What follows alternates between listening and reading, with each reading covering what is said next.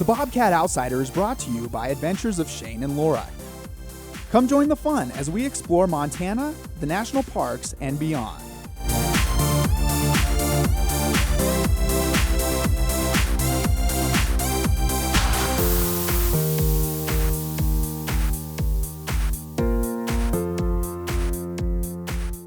Hey everyone, welcome back to the Bobcat Outsider, the show that brings you Bobcat football from a fan perspective. I'm your host, Shane Driscoll. Last week, the Bobcats rolled past Southern Utah. Next week, the Bobcats travel to Greeley to take on Northern Colorado. We have both of those games and the bigger picture in this week's episode of the Bobcat Outsider.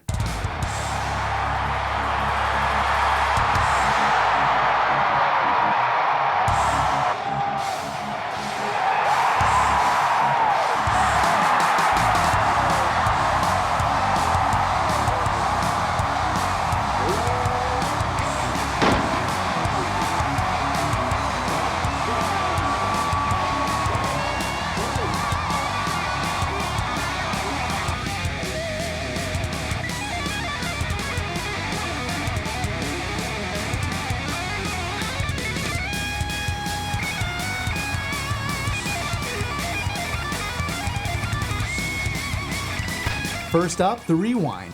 Here's what I said last week about the key matchup. The Bobcats have to get their dominant run game back, and this may just be the game for them to do that. The Thunderbirds allow a league worst 213 rushing yards per game, whereas the Cats lead the conference in offensive rushing yards. The Bobcats did whatever they wanted on the ground and jumped out to a 42-0 start by halftime. The Bobcats brought a number of new looks and plays into the game and got a number of new players involved to end with a 42-7 win over Southern Utah at Bobcat Stadium. And this team was no pushover, even though it may have seemed that way on Saturday. They took Weber State, the best team in the conference, into the fourth quarter tied 7-7. They've had a rough season, but again, like I said last week, leading up to the Bobcat game, played 4 of the top 25 teams and FBS Nevada. So there's a reason that they didn't have a lot of wins. The Cats' strong rushing game and renewed effort at creative play calling were just not a good matchup for the Thunderbirds on Saturday. Troy Anderson looked pretty healthy. Can you imagine if he was 100%? The Bobcats had the kind of start that we haven't seen in a long time. The second half didn't look quite as dominant, but you have to remember, when you have a 42-point lead, you're going to pull some players off the field and then keep some of those plays off the board just to kind of keep some stuff off tape. The Bobcats put a lot on tape in the first half, but I think that was just to kind of get their mojo back. I absolutely loved seeing Derek Snell getting involved in the passing game. That dude can ball. I loved the D-line coming out and playing with their hair on fire like we know they can. I also loved seeing different types of plays like screen passes and tight end passes in general. And then I loved how Lane Sumner stepped in for Isaiah Fonse and Troy Anderson. With that game, the Bobcats get their swagger back, and that one's for you listeners of the R&R Catcast. All right, let's wrap up last week's game with some highlights. Welcome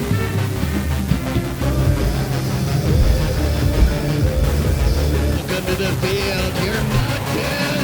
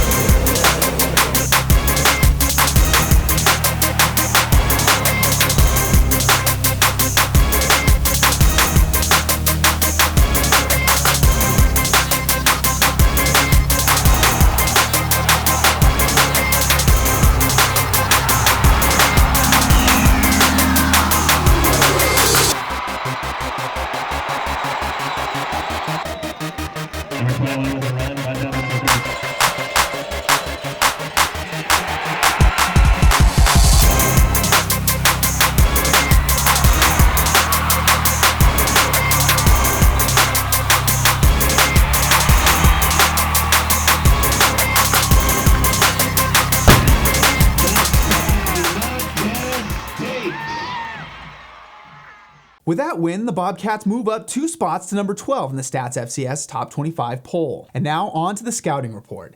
Next week, the Bobcats travel to Northern Colorado to take on the Bears. The Bears play on Nottingham Field, a grass field surrounded by a track with a capacity of 8,500 people, all of which make for a pretty toned down atmosphere for playing football. This is why people refer to it as a bring your own energy type of atmosphere. The Bears finally get a chance to get their season on track, winning against a struggling Idaho State. This will be the second week in a row that the Bobcats face a team who has the Big Sky Defensive Player of the Week, who got that award for 2 interceptions, including a pick 6.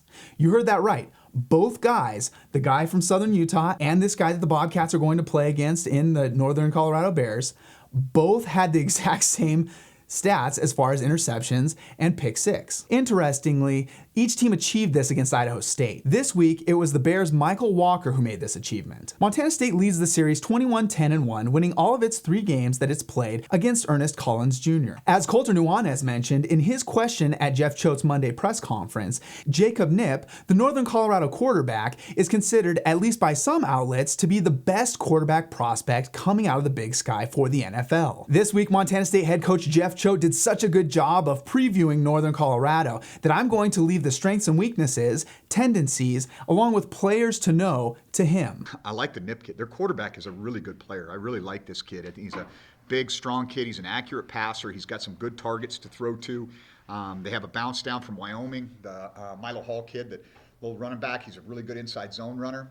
That's what they do with him. When they had the track kid, they set up about 5 or 6 vertical shots a game to him. Now it's more similar probably to what we saw against North Dakota. A lot of RPO, inside zone, some tempo. Those are the types of things that you see, and I think the Nip kid does a really nice job of operating it. Primary targets, number 10, the Fairman kid, I think he's their true speed guy. They do a nice job of creating matchups because they'll move their speed guys into the slot, and if you play quarters coverage on them, you're basically going to get a safety man-to-man on their speed guy, and they've taken advantage of everybody they played in that regard. Other targets, 13 and 17, some taller guys on the perimeter that they use in a variety of ways. Defensively, multiple fronts, kind of depends on the style that you're playing, whether you're going to see the 3 down front or the 4 down front. As they settle into the game, you see more 4 down. About your standard 30% blitz team, more fire zone, not a ton of zero coverage. Although if you do get into heavier sets, 2 tight ends, 3 tight ends, they will get in and crowd the box and play zero coverage. And so there's some opportunities, I think, there. I really like the Gonzalez kid, 53. I think he's got a high motor, one of their best interior defensive linemen. Senior captain, the Nelson kid at linebacker, number 29. You can tell he's the leader of that group. Everything kind of goes through him in the communication. And then number 5, I think he had a pick 6 and actually had 2 interceptions, a pick 6, and a forced fumble against Idaho State. So he had a huge game last week, but he shows up consistently on tape. He's a 6'1" senior corner, really good athlete, and is a guy you got to be aware of all the time when he's on the field. And so, and then in the return game, I don't know, it seems like Northern Colorado always has a guy you got to worry about. And so they got their backup running back as their primary punt returner, number 22, and he's kind of a different body type than most punt returners. He's a 5'7", 190-pound guy, and so he's a powerful runner. He can break tackles. He's also back there on kickoff return. And then number 10, the Fairman kid, their primary receiver, is their kickoff return, and they always seem to have some speed guys back there that can give you some concern. That's one of the things I love about Jeff Choate. He doesn't hesitate to get into the specifics. And now time for some key matchups. Northern Colorado ranks near the bottom of the Big Sky in rushing defense. The Bobcats are number 1 in rushing offense, and so this is a mismatch that the Bobcats will need to exploit this Saturday. Interestingly, I also see special teams as a key matchup in this game. Punt returns and kick returns are one place where Northern Colorado shines, and Montana State has made its biggest crucial mistakes in that phase of the game. And now time for some keys to the game. For the Bobcats, you got to continue on with that quick start mentality and try to end this game before it ever gets going. Also, limit mistakes in those crucial moments.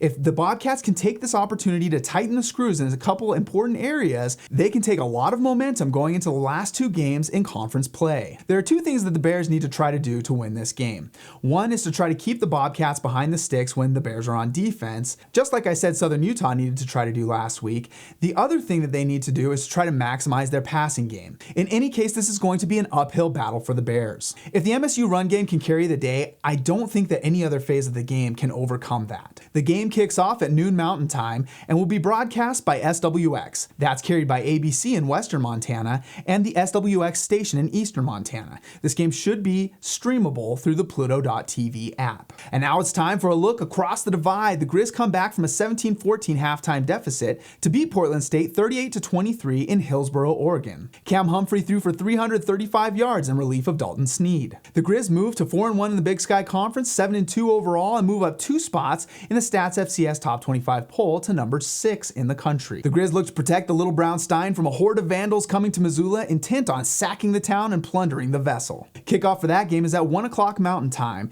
You can catch the game on Root Sports, and you know what that means. You won't be able to watch this on Pluto.tv. So if you've been relying on Pluto for this game, you might want to wander down to your local sports bar. And now time for an outsider eye view.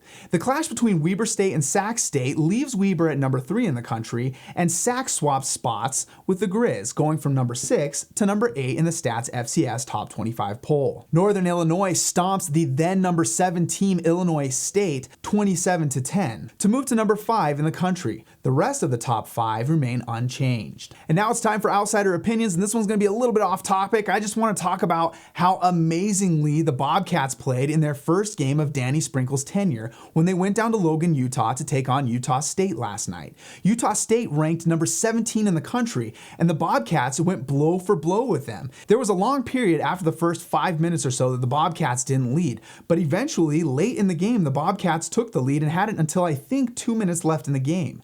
The final score was something more like 8 or 10 points, an 8 or 10 point deficit, but that's not how the game played out. Southern Utah was in fear of losing this game for sure, and the Bobcats played with a lot of confidence, and I think that that's going to carry them into the next game.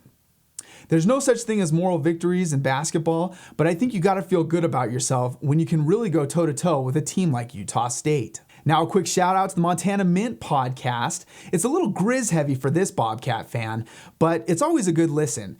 Even the Griz fan pod, as they affectionately call it. Do you have an organization, product, or event that you would like to see featured on the Bobcat Outsider? Send me an email. I'll leave my address in the description below. Thanks for watching, everybody. You can follow me on Twitter at Shane Driscoll. And don't forget, you can always find the most thorough, most knowledgeable, and best researched Bobcats and Big Sky content on Skyline Sports. That's at SkylineSportsMT.com. As always, the Bobcat Outsider is brought to you by Adventures of Shane and Laura. If you love Montana and the National Parks, check out the YouTube channel that chronicles our adventures around Montana and beyond. If you like the video, be sure to give us a thumbs up. If you want to see more like it, click subscribe, and we'll catch you next time. Until then, go Cats.